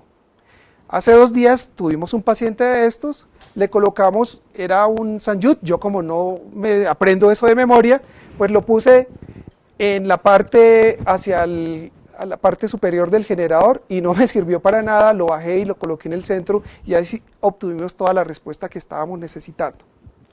Pero además, les muestro esta, aquí la vamos a ampliar. La respuesta según la marca también va a ser diferente. Entonces, por ejemplo, este nos lo sube a 100 por minuto, este a 85, hay uno de estos que no le hace absolutamente nada, ¿sí? Y eso tenemos que tratar de nosotros de definirlo y de saberlo. Entonces, fíjese que no es simplemente poner el magneto por ponerlo, tenemos que evaluar cuál va a ser la respuesta que nosotros vamos a necesitar. Y alguno de ellos, además, si la pila se está acabando, todavía les sigue funcionando un poquito, pero hay otros que ya no les funciona para absolutamente nada, por ejemplo. Este se mantiene aunque la pila esté moribunda, pero entonces, por esa razón, se me olvidaba, existe cuando programan o reprograman estos dispositivos, existe la posibilidad que ellos apaguen la respuesta al magneto. El paciente dice, oiga, doctor, voy a viajar a Europa en un tour y eso es una canzonería pues con ese aparato y que apágueme eso, listo. Y el tipo llega después de su viaje y sigue con el magneto apagado, tiene cualquier situación de esas, le ponemos el magneto y no nos sirvió para absolutamente nada. Esas cosas suceden. Entonces, por eso es importante que nosotros veamos cuál va a ser la respuesta que esperamos con el magneto y veamos nosotros, según cada uno de ellos, qué es lo que podríamos esperar. Y para la mayoría de esas cosas necesitamos ayuda. Esto no se lo sabe nadie. Entonces, ¿cómo evaluamos nosotros la respuesta al magneto? Entonces, veíamos, es variable según la marca. La mayoría de los marcapasos actuales revierten la frecuencia programada a la frecuencia de fábrica de modo sincrónico a asincrónico, ¿sí? Entonces lo que les mostré, le pongo yo el electrodo y a este me lo sube a 100 por minuto, a este me lo sube a 85 y uno lo ve. Es como yo no me lo aprendí, antes que yo me meta a darle la anestesia, ahí en el quirófano, monitorizado, le pongo el magneto y miro, uy sí, vea, este sube a 100 por minuto. Entonces, ya sé qué es lo que voy a esperar. Oiga, este no me va a hacer absolutamente nada. Solamente me lo pone en sincrónico de sincrónico a asincrónico, pero no me lo aumenta, me lo mantiene en la frecuencia que está programado. Entonces, si no lo dejaron en 60, va a seguir en 60. Y uno tiene que saber eso para saber qué camino correr si llega a tener un momento de crisis. Y esto, pues, se los insisto nuevamente, los magnetos, cuando usted tiene un desfibrilador, solamente le quitan la terapia antitaquicardia. Entonces, ya el paciente no brinca, pero si el paciente va a seguir en sincrónico, no lo va a cambiar a asincrónico. Es decir, yo le pongo el magneto, ya no deja de dar descargas, pero si la frecuencia de él es 80, sigue a 80, no me lo va a subir a 100. Y a 80 en sincrónico, o sea que si nosotros lo inducimos y le colocamos medicamentos que nos disminuyan la frecuencia cardíaca, va a disminuir hasta lo que está programado del aparato. No nos lo va a permitir modificar nada.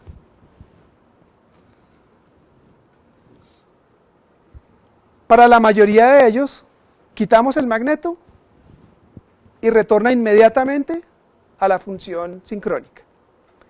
Entonces, por eso es, antes de que usted induzca, mira qué es lo que le va a pasar con él. Se llega y lo coloca, señor, ¿cómo está? Bien, doctor. Le pongo el magneto, ¿cómo sigue, señor? Muy bien, doctor, ¿por qué me pregunta tanto? Listo.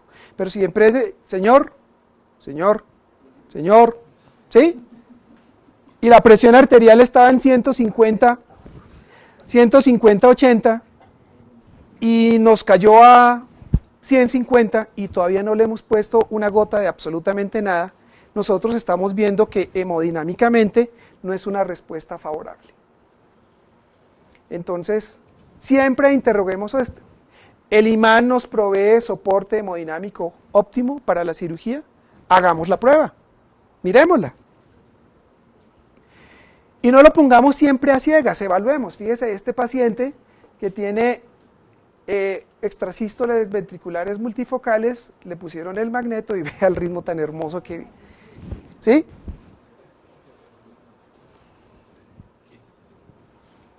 Claro, quíteselo y empiece además, porque ya no es solo quitarlo, está fibrilando. Entonces, pero si ya se lo quité, no, ya está fibrilando, ya la circunstancia cambió.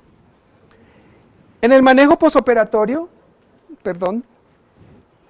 debe incluir monitoreo electrocardiográfico continuo hasta que exista estabilidad hemodinámica confiable, reprogramación del dispositivo después de la cirugía si hubo modificaciones previas, analizar los electrodos y la función del dispositivo después de cirugías intratorácicas o supraumbilicales, identificar a los pacientes dependientes del dispositivo que requieren frecuencias más altas en respuesta al choque hemorrágico, séptico, cualquier índole. Entonces, no es que nos lo reprogramen a lo que estaba antes, a 60 por minuto, sino, oiga, doctor Mora, vea, este señor se sangró 3 litros en esta cirugía o está séptico, pónganoslo en 120 por minuto o en 100 por minuto, porque pues a 60, por más vasopresores que tengamos, no vamos a alcanzar a dar la talla. Yo a los electrofisiólogos de la organización les he propuesto este tipo de modelo para los pacientes que tengan dispositivos, e incluso estaba hablando yo con el doctor Guillermo, que como a uno le llegan los pacientes con el carnetcito, y el carnetcito no le dice mayor información, ¿qué posibilidad de hablar con la industria que cuando le den ese carnetcito, venga con una USB donde estén todos estos datos, y usted quita esa USB, la pone en su computador y usted sabe cómo fue los datos de la última revisión? Si eso nos quitaría un problema gigantesco a nosotros y a ellos les quitaría un problema gigantesco, porque los que van a poner esa información son ellos. Y los pacientes siempre cargan con un carnet, pero el carnet no tiene la información suficiente. Entonces, es parte de lo que queremos trabajar y trabajar con la industria. Creo que si ese pedacito lo logramos, hacemos un hit impresionante para absolutamente todos, porque a los doctores los molestamos menos, a los de las casas los molestamos menos, y nosotros vamos más seguros para hacer todos nuestros procedimientos. Última pregunta, ya para irnos, que esto ha sido bastante prolongado, espero que haya sido divertido. ¿usted asistiría a un taller teórico práctico sobre los dispositivos del ritmo cardíaco?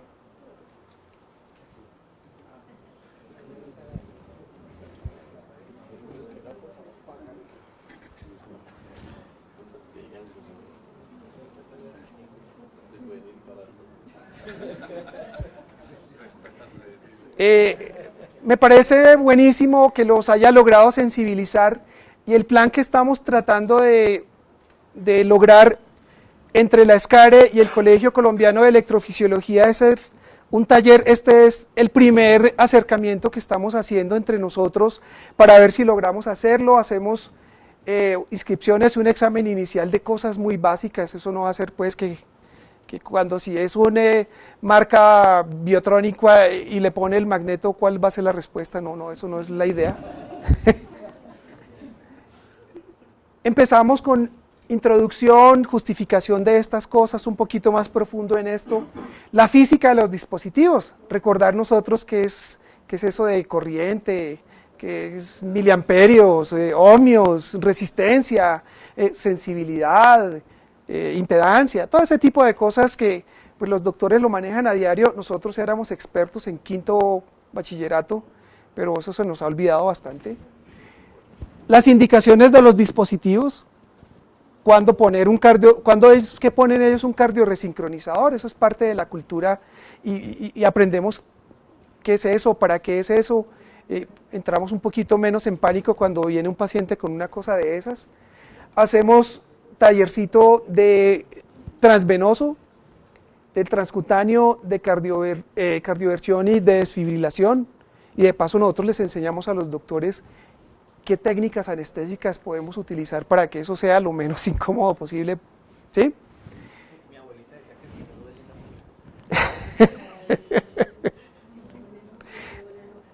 la Sí, como los que hacen ejercicio no pain, no gain.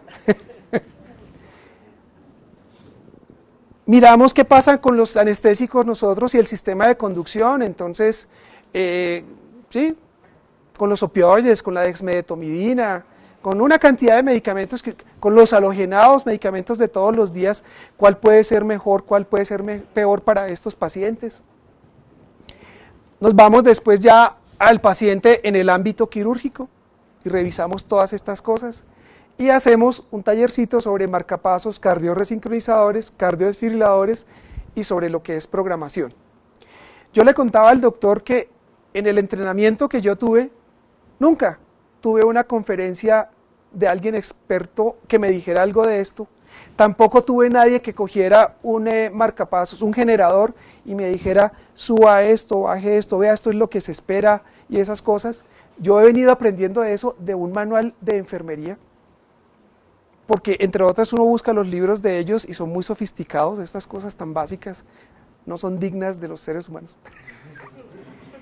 No, de verdad, son cosas que nosotros, para ellos son espectaculares las cosas que hacen, pero ellos están en un punto muy específico. Nosotros de eso tenemos que aprender mucho de ellos. Y de pronto logramos hacer lo que es, y replicar parte de lo que está haciendo el doctor que yo les mostraba, el doctor Rook en la Universidad de Washington, y que ya tienen en Estados Unidos 40 anestesiólogos expertos que pueden hablar de tú a tú con los electrofisiólogos, porque ellos muy amablemente les enseñaron y se pusieron de acuerdo en qué es lo que cada quien quería. Muchas gracias.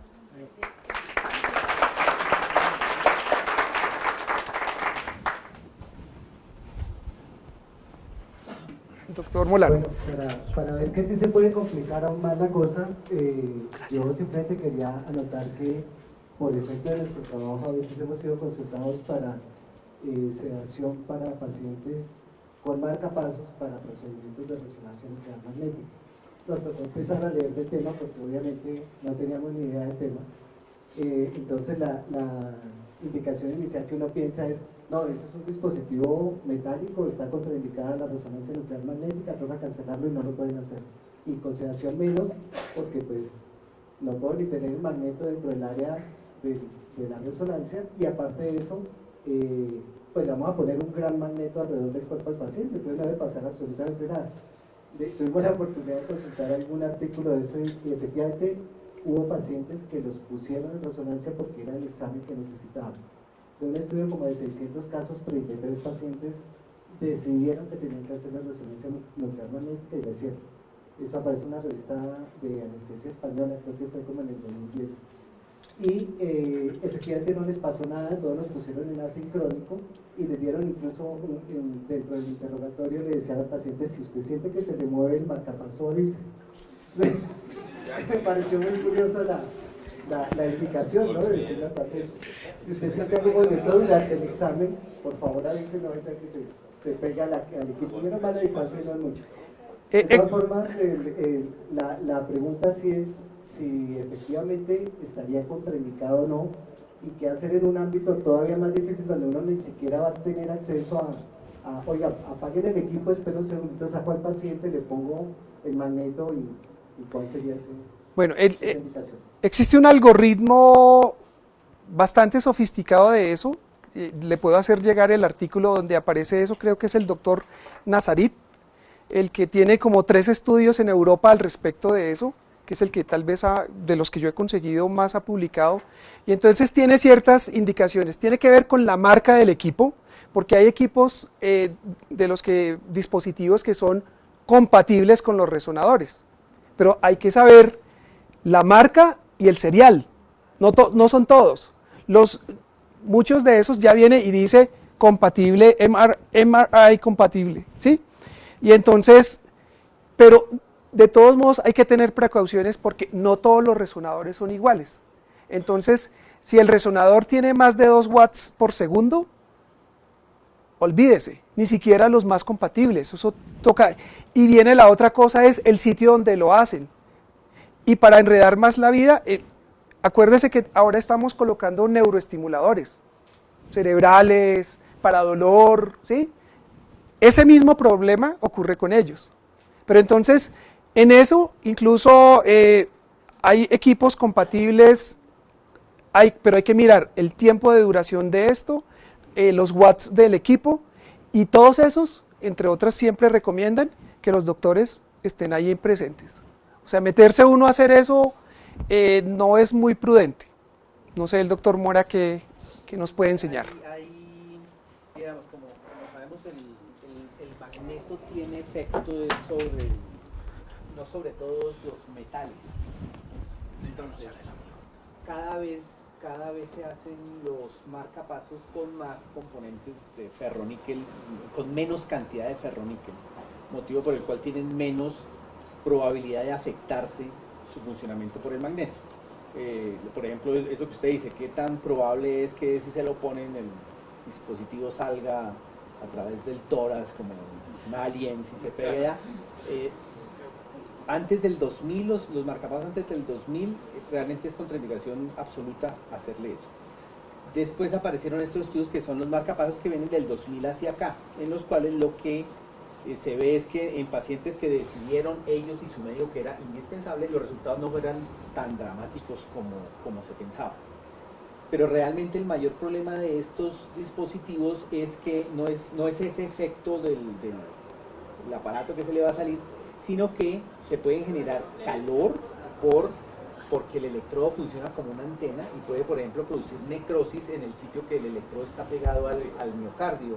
Y entonces el paciente pasa de estar con un umbral normal a probablemente quedar en asistolia si son dependientes y eso se quemó. Puede dañar el aparato también. Y en general, si los pacientes son dependientes de marcapaso, creo que por ahora nada.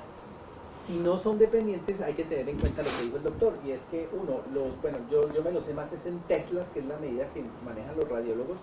Las pruebas que se han hecho de esos estudios y de los marcapasos que han salido compatibles con resonancia son con 1.5 teslas. Hay resonadores de 3 teslas que eso no están aprobados. Y lo otro importante es que la mayoría de los que son aprobados es con resonancias que no incluyen el tórax. Para la cabeza, para la barriga, para las patas, ahí es donde está demostrado que sirve. Y otra cosa muy importante es que no es solo que el generador sirva, que el generador sea compatible, sino que los electrodos sean compatibles para resonancia. Motivo por el cual si un paciente porque lo he visto, le clavan un marcapaso de resonancia porque se lo cambiaron. Hay que cambiar, entonces no, pongámoslo uno de resonancia, pero tiene los electrodos, eso no es igual, no le sirve.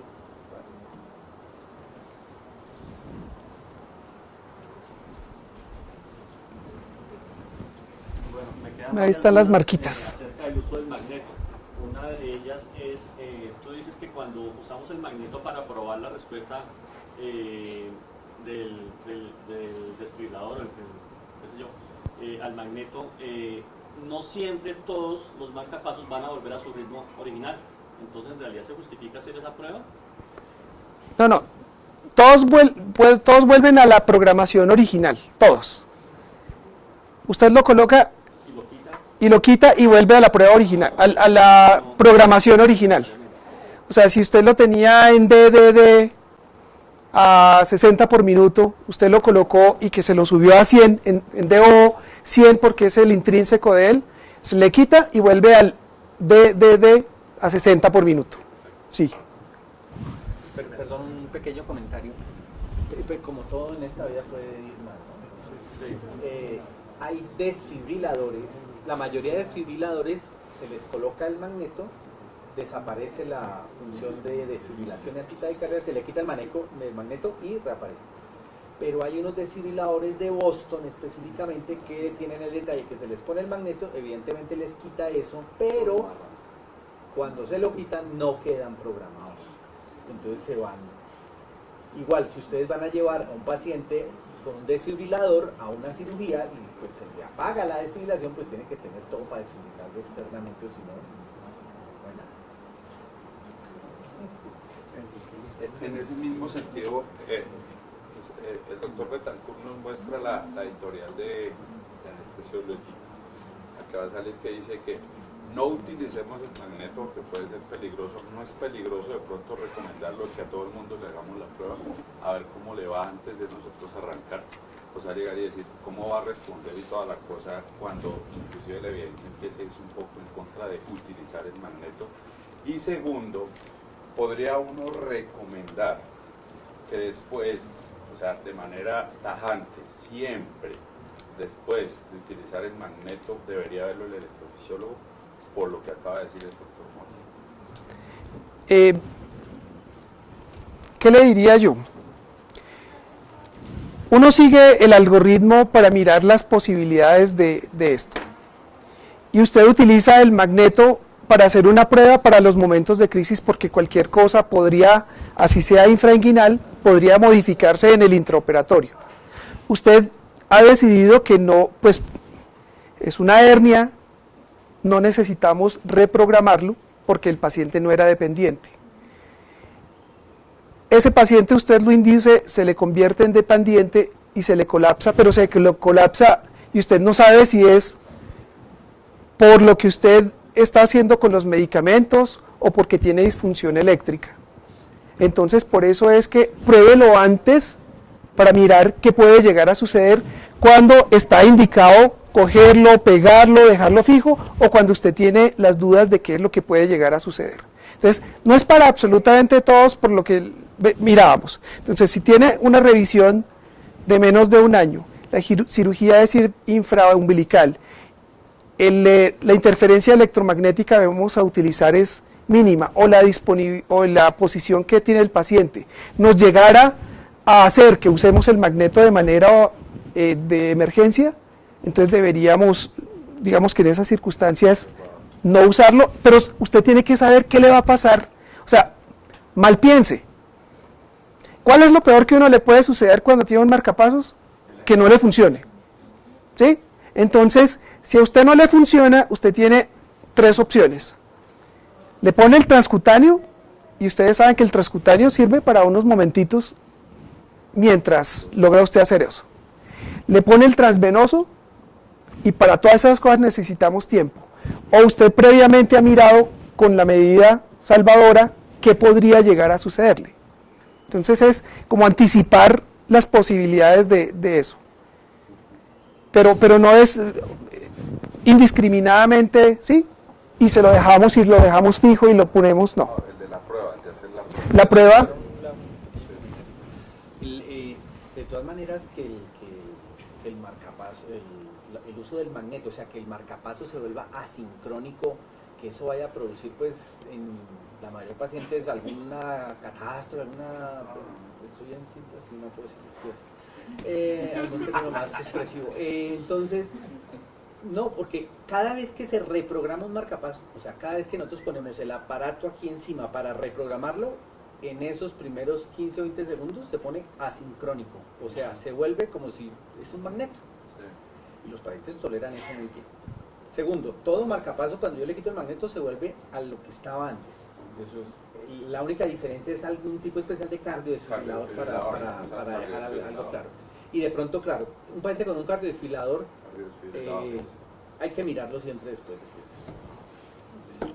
El marcapaso probablemente no tanto, pero el cardiodesfibrilador sí. Ahora, a mí me parece, pues ya entré en la ignorancia del asunto, de la sala, el ambiente quirúrgico, todas esas vainas, que cuando un paciente voy a usar el magneto, yo debería usarlo, creería yo, en los momentos en que tenga interferencia electromagnética. No sé qué tan fácil es. O sea, el cirujano arranca y a echar rayas ahí con el abrir y que pues yo ahí se lo pongo, y yo creería que, a menos que esté necesitando una frecuencia más alta que una cosa rara, pues si ya no está usando, ¿para qué se lo pongo ahí? Se lo quito y no pasa nada. Y tiene toda la razón, doctor. Es que por eso ponen que si es asequible el sitio o si es visible. ¿Sí? Es por eso. Y por eso dice, si no es visible o no es asequible, reprográmelo, porque usted no puede estar poniendo o quitando según la necesidad. Un segundito, doctor. Se nos olvidaba eso. Siempre que usted tenga un cardiodesfibrilador y ponga el magneto, siempre tiene que haber puesto los parches. Ay, si le fibrila, entonces usted ganó tiempo. Entonces, en ese caso, pues ya no es ponérselos preventivamente, sino está ustedes cambiando el endovascular por uno transcutáneo. Y siempre, siempre tienen que revisarlo. E idealmente, usted, siempre que tenga un dispositivo de estos y pasó por el quirófano, ellos deberían revisarlo, dependiente o no dependiente, pero uno debería decirles, oiga, vea, pasó esto, esto y esto, el paciente se comportó perfecto, y ellos dicen, cítelo para la próxima semana, para en 15 días, para mañana, sí. Y los de cardiodesfibrilador, hasta que no les vuelvan a poner otra vez la terapia antitaquicardia, se quedan con los parches. Y si hay que mandarlos a la UCI para que los vigilen para eso, se van para la UCI para que los vigilen por eso. Porque usted lo tiene en recuperación, nadie le está parando bolas, fibriló y nadie solucionó el problema. Doctor. Qué pena, José. No. Es que en una de las primeras filminas que tú mostrabas, había muchos factores que alteraban el funcionamiento de los marcapasos o cardiodesfibriladores. Entonces mi pregunta ¿es el armónico 100% confiable en estos pacientes? Y la segunda es, en un paciente con un magneto, ¿el cirujano tiene libertad de usar la intensidad de corriente que él requiera? ¿O puede haber alguna limitación? Yo pensaría respecto del armónico. El armónico tiene una ventaja, y es que la interferencia electromagnética que nos da no es muy grande y es muy localizada. Entonces, el armónico, el bipolar o el campo que están haciendo de corriente es muy estrecho. Entonces, sí, por eso la interferencia es limitada. Entonces, creería yo que no hay ninguna dificultad al respecto de eso. Y al respecto de la intensidad, siempre debe estar a lo menor posible, así tenga usted el magneto. Minimícela a eso, o sea, y uno negocia con ellos. Hey, no puede usar a 80 o a 125, que alguna vez ha visto ese tipo de cosas en spray. No, en este no lo puede hacer. Y en este el residente no opera. Necesito rápido y necesito seguridad. Hace 2 días, y les iba a poner ese ejemplo, que ustedes ya son expertos, nos pasó lo siguiente. Esta charla y parecida la hemos dado en la organización en este año 3 veces. Y entonces nos llega un paciente de 82 años que tiene un marcapasos por un bloqueo AV completo. El paciente llega a la consulta, le piden tiene además una enfermedad coronaria, va para una herniorrafia inguinal bilateral laparoscópica. El señor le hacen una solicitud de pruebas funcionales y cuando vuelve con los resultados de las pruebas funcionales cardíacas, el paciente dicen, se solicita valoración por electrofisiología para evaluar la necesidad de reprogramación. Entonces, no sé ustedes qué piensan hasta aquí, si esa conducta es una conducta de acuerdo al algoritmo, que es una conducta apropiada o no apropiada. 2 meses. En junio le pusieron el marcapasos. Entonces, meses. En junio le pusieron el marcapasos. Entonces, última revisión de menos de 1 año. Es infraumbilical. Va en decúbito supino. Y el paciente estaba asintomático. Entonces es no dependiente. ¿Necesitaba reprogramación? No. De todos modos, llegó a electrofisiología y electrofisiología, pues como había una interconsulta de eso, lo reprogramó a 60, DOO 60. Entonces viene usted y dice, oiga, y un señor a 60, lo reprogramaron sin cambiarle ninguna otra cosa. ¿Sí? Pues era laparoscópica, lo indujimos, pues ya estaba en 60, ellos, los cirujanos muy juiciosos, tenían armónico y tenían todas estas cosas, y le dije, ¿sabe qué? Hagan lo que quieran, que ya no necesitamos nada, estaba a 60, pero cuando veíamos la hojita, además la frecuencia intrínseca del paciente era entre 62 y 65, o sea que, pues él no necesitaba. Y si lo iban a reprogramar, pues nos hubiera gustado que lo hubieran puesto a 80 por minuto, por ejemplo, ¿cierto? Entonces, no había como muchas, pero fíjese que a pesar de estar trabajando en eso, seguimos teniendo este tipo de dificultades.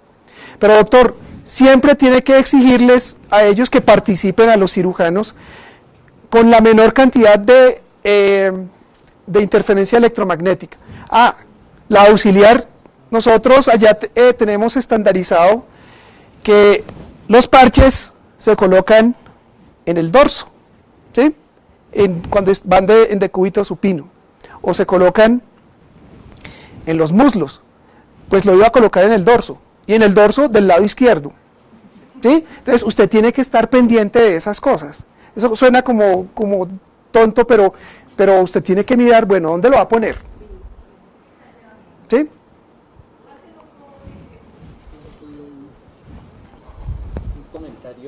Es que así como para los intensivistas y para los anestesiólogos, antiguamente el Swan Ganz era como seguridad, que les va a ir mejor a los pacientes, ya hoy sabemos que no tanto. También las reprogramaciones de marcapasos también era como una rutina, o sea, cirugía, marcapaso, vaya que lo reprogramen. Y también a veces nosotros como rutina empezamos a hacer vainas que no están demostradas que sean útiles, como el ejemplo que usted acaba de decir. Y yo creo que en esto estamos aprendiendo todos, nosotros, porque cada vez, o sea, también así como ustedes cada vez ven pacientes con más dispositivos que van a ser llevados a cirugía, pues nosotros también vemos ahora qué cantidad de cirugías y qué cirugías con nombres tan raros que ahora toca operarlos y que ya los operan es boca abajo y ven cómo harán la vaina. Entonces, creo que esto es una parte que nos interesa a todos aprender, y a mí me parece lo más importante es tratar de disminuirle el riesgo al paciente y los gastos al sistema, porque aunque cada reprogramación la facturamos nosotros, pues hay algunos que no la necesitan, hay algunos pacientes que realmente no van a necesitar tantas cosas, y que incluso, como usted mostró, si yo tengo un paciente que tiene frecuencia cardíaca de 80, y yo le pongo el imán y tiene un BBI que se pone a 60, ustedes van a empezar a ver espigas que capturan, otras que no capturan, y un riesgo bajísimo, realmente muy bajo, de que alguna caiga e induzca una fibrilación ventricular. Pues no siempre es la rutina de reprogramemos todo y hagamos todo, sino miremoslo. Y la cosa que me parece interesante del algoritmo, que de pronto propondría unos pequeños cambios, del algoritmo que usted tiene ahí es poder seguir y demostrar si esa vaina funciona o no funciona, ¿no es cierto? Y es ver qué tantos pacientes se pueden complicar, qué tantas cosas, porque finalmente esa información, casi todos los algoritmos que aparecen es por expertos que nos cogemos de las manos, se cogen ellos de las manos y dicen, venga, hagámoslo así de esta manera, y tampoco hay mucha información clara basada en la evidencia de todas esas vainas para saber si lo hacemos bien o no. Pero si logramos que el paciente le vaya bien y haya menos los gastos del sistema, me parece ideal. Quisiera agregar una cosa que no es solamente el gasto del sistema, sino la disponibilidad del sistema. Porque primero, ¿cuántos electrofisiólogos? Acá en Bogotá. 50. Tenemos nosotros... 50 en el país. Ajá, tenemos acá en Bogotá para nosotros tenerlos, ¿y cuántos de ellos hacen turno? Para nosotros Ninguno, por favor. Exactamente, entonces para no decir, Dios nos a las ampare 2 una de la cosa de esas. mañana para la toracotomía, el que llega por arma de fuego, por y que precisamente tiene un desfibrilador y que tiene un dispositivo y todas esas cosas. Entonces probablemente si nos toca mirar es lo que dice el doctor Betancourt, nos toca aprenderlo a manejar todos, porque creo que nos toca al menos saber cómo lo enfrentamos, porque obviamente tenemos que darle manejo a ese paciente. Así todo el tiempo esté descargando y todas las cosas, si son tiros no hay nada que hacer y no hay electrofisiólogo a las 2 de la mañana. Entonces, una cantidad de cosas que inclusive el imán, ¿cuántos magnetos hay en salas de cirugía? Todas las salas de cirugía por habilitación. ¿Tenemos magnetos en las salas de cirugía? Pregunta uno a ver si eso es cierto. Entonces, es una realidad que uno quisiera tener todo el tiempo, el electrofisiólogo, todo el tiempo a alguien que le reprograme eso, pero no es nuestra realidad. Entonces sí nos toca, desafortunadamente, pues, oigan, ¿cómo lo vamos a abordar y cómo lo hacemos práctico? Porque si no, abordar este tipo de pacientes va a ser un complique. Está en un hospital regional, no hay electrofisiólogo, no hay nadie, entonces, oiga, no, hasta que no lo ubiquen en un hospital de 4º nivel con electrofisiólogo que tenga absolutamente, va a ser muy difícil.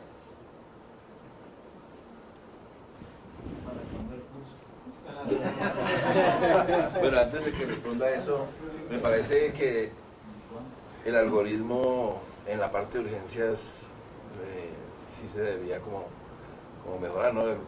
Así como dice usted, hace 2 días un paciente de 86 años que llega a salas de cirugía con un marcapasos, el señor no sabe nada de su marcapasos, lógicamente, la familia tampoco, no sabe. ¿Cuándo fue la última revisión?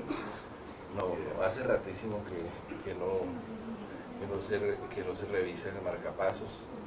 El cirujano, pues, ¿qué dice? Hay que operar. Pero mire que tiene hay que operar. Hay que operar. Ustedes saben que tiene marcapasos, hay que operarlo. ¿Sí? Entonces, ¿habría alguna variación en el caso de urgencias en el algoritmo? Pero él lo tiene, ¿no? Usted tiene que aparte cuando es emergencias. Sí, el punto es, cuando usted tiene urgencia, ahí aparece la opción. Pero entonces ahí viene prepárese para la situación de crisis. Tenga todas esas otras cosas. Y pruebe qué le va a pasar con el imán. Y usted no se demora mucho. Pero cuando usted tiene una urgencia, no hay chance. Usted no tiene chance de absolutamente nada. Porque si usted quisiera reprogramar, a esta hora usted no va a encontrar, siendo usted experto, a esta hora usted no va a encontrar una representante que vaya con su maletica a donde usted dice para que usted le dé las órdenes. No la encuentra, ellas no hacen turno de programación. ¿Sí? Pero no solo es presumiendo que usted tuviera a esa persona, entonces usted tiene que saber qué es lo que quiere buscar con él. Entonces, y eso requiere tiempo, y en una urgencia lo que usted no tiene es tiempo. Entonces, en ese caso, pues usted tiene que definir muy bien si es urgencia o no es urgencia, porque hay urgencias de los cirujanos, pero hay urgencias reales, ¿sí? No, eso es cierto, y nosotros lo que estamos pensando es en el paciente. Ese es nuestro centro, la seguridad para él. Si eso no es seguro, pues esperamos. Pero peor aún, si eso nos ponemos nosotros a retrasarlo, mientras esperamos eso, la condición del paciente puede haberse deteriorado. pongámoslo de este estilo, el paciente tiene una apendicitis perforada, ¿no? Y es diabético. Vamos a esperar, no sé, 1, 2 horas a que venga alguien a ayudarnos para lo del marcapasos. Nosotros ahí no tenemos tiempo, entonces tenemos que tomar decisiones y esas decisiones tenemos que tomarlas nosotros. Y en esa circunstancia, pues prepárese para lo peor. Y lo peor es que el marcapasos le disfuncione, entonces tenga todas estas cosas disponibles y mire qué es lo que le va a pasar con el magneto. Para ver si lo pone un ratico, no lo pone un ratico, ¿sí? Pero usted no tiene tiempo para decir, oiga, 2 o 3 horas para esto. Además, por ejemplo, a mí me parece importante algunas cosas, lo que usted dijo al principio, es que usted, por ejemplo, a usted le puede llegar, qué sé yo, un paciente que tiene esta vaina, gangrenosa, una pata, tiene que amputársela, y el cirujano dice, esto es urgente, hay que quitársela. Y resulta que el paciente está séptico y su frecuencia intrínseca es 100 por minuto. Y el marcapaso está inhibido porque tiene un bloqueo paroxístico. A ese lo peor que le pueden hacer es hacerle algo al marcapaso. Así que operarlo. Está infraumbilical, es una pata, es una urgencia, tiene buena respuesta antigua, ese no necesita nada. La idea es que, creería yo, que el algoritmo llegara como a ese tipo de cosas, para poder que ciertas circunstancias en las cuales es bastante obvio que si a mí me llaman a las 2 de la tarde que lo vea, yo voy y lo miro y le digo, no hay que hacerle nada. A las 2 de la mañana digo lo mismo, acordándome de la madre del anestesiólogo y...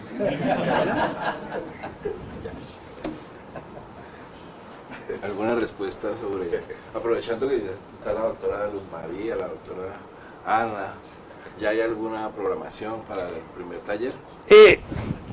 Estamos nosotros empezando a trabajar hasta ahora con el doctor Guillermo Mora al respecto.